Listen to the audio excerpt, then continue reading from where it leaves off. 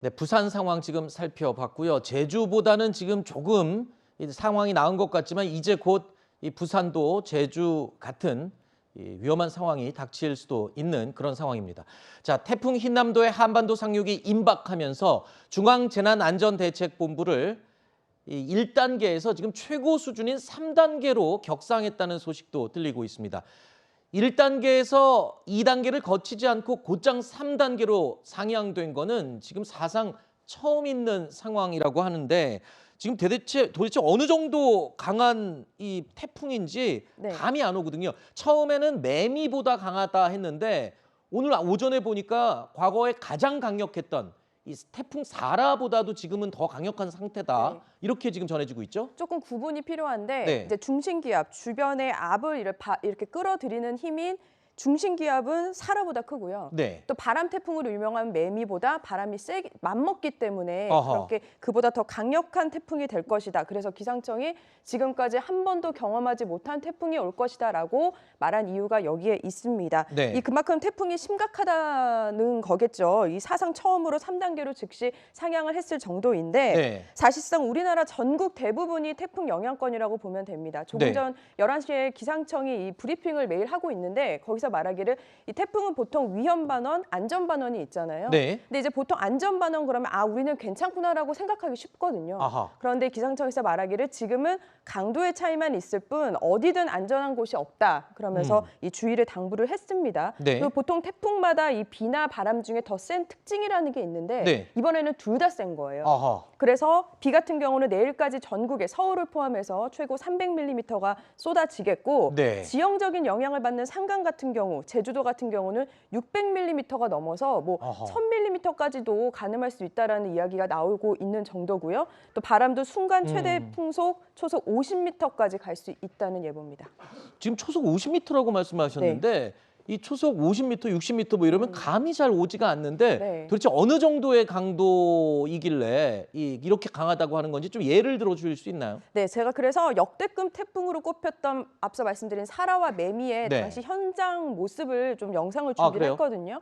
자, 보시면 화면 화면을 한번 보실까요? 태풍, 사라와 매미의 영상을 준비했는데요. 네. 1959년 사라, 매미입니다. 어허. 도로에 뭐 물이 잠기는 건 당연하고요. 나무가 뿌리채 뽑히고 보면 식당 간판이나 이 지붕이 날아와 무너져 있고요. 맨 마지막에 차바 있잖아요. 이 네. 부산의 모습입니다. 어허. 이 바닷물이 범람을 해서 아파트 바로 앞에 도로까지 물이 침범을 했던 이런 끔찍한 상황이 벌어지기도 했습니다. 네. 이 초속 50m, 시속으로 치면은 180km인데 그래서 저도 사실 가늠이 안 돼서 전문가한테 전화를 했더니 네. 운전을 할 때 어. 시속 180km를 달리는데 창문을 열고 손을 열어봤다고 상상을 해봐라. 아. 이런 얘기를 그보다 더한 상황이겠죠. 그렇군요. 그만큼 강력하다고 볼 수 있는데 콘크리트 건물이 흔들리고 뭐 사람이나 집 지붕이 날아가고 또 달리는 기차도 탈선될 수 있는 위력이라고 합니다. 네. 지금 우리 취재 기자가 실제로 어느 정도의 강력한 바람인지를 실험한 네. 그 영상을 지금 볼 수 있는데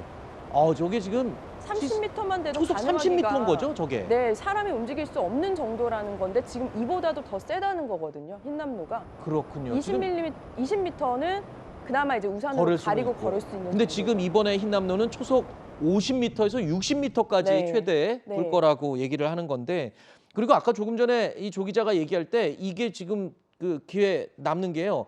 경로, 태풍이 보통 경로가 있는데 어디는 안전하고 어디는 위험하고 했는데 요번엔 네. 그게 의미가 지금 없다는 거잖아요. 근데 그렇죠. 궁금한 게 있습니다.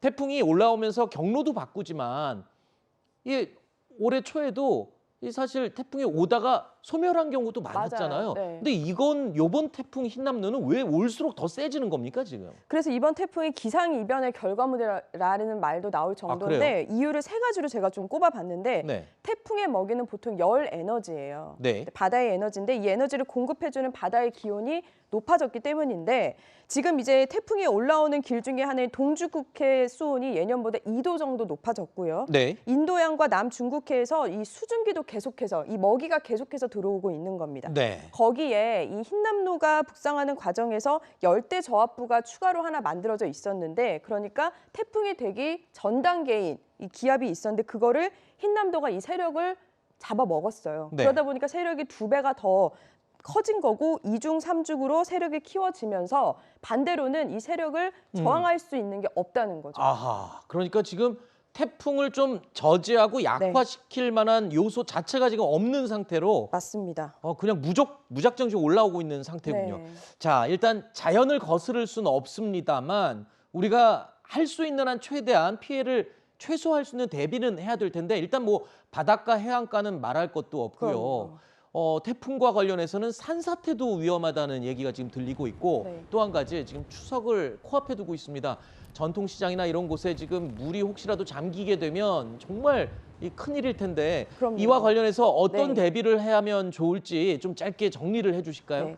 폭풍해일 위험도 되고 있어서 해안가에서는 무엇보다 선박을 고정을 빨리 시켜야 되는 게 가장 크고요. 네. 산사태 상습 지역에 계시거나 주변에 산이 있다면 이 배수로를 한 번씩 상태를 확인하는 게 가장 기본적입니다. 네네. 그리고 그 반대 방향으로 산사태가 일어났다 싶으면 그 반대 방향을 얼른 판단하셔서 지면이 다소 높은 곳으로 빨리 이동을 하시는 게 가장 좋고요. 네. 그리고 사실 지금 이제 말씀하신 대로 추석을 앞두고 있기 때문에 도심에서도 그렇죠. 네, 이 문제가 되는데 제가 좀 가장 기본적인 방법은 창문에 왜 테이블 붙이라고 하잖아요. 그게 도움이 됩니까? 근데 보통 X자로 이렇게 붙이는데 보통 초속 35m까지는 괜찮습니다. 아하. 근데 그 이상의 이번처럼 강풍에는 사실 무의미하진 않지만 그보다는 창문 테두리에 이 테이블 붙이면 파편이 튀는 위험성을 조금은 줄일 수 있어서 이걸 참고하셔서 좀 미리미리 대비하시는 게 필요할 것 같습니다. 알겠습니다.